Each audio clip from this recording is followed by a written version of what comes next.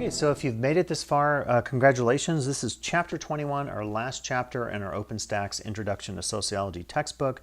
As we've done in the past, we'll review the topical areas for the chapter.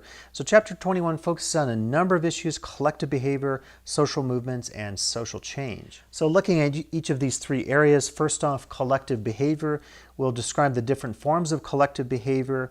We'll differentiate between types of crowds, and we'll discuss emergent norm, value-added, and assembling perspective analyses of collective behavior.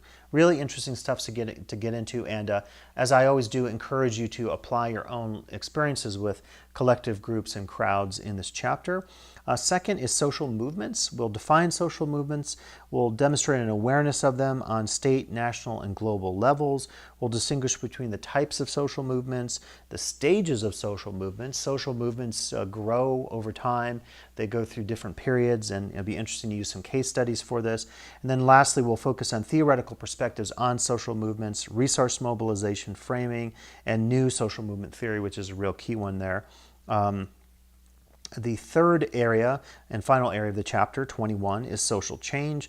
We'll look at how technology, social institutions, population, and the environment can bring about social change. And we'll discuss the importance of modernization in relation to social change.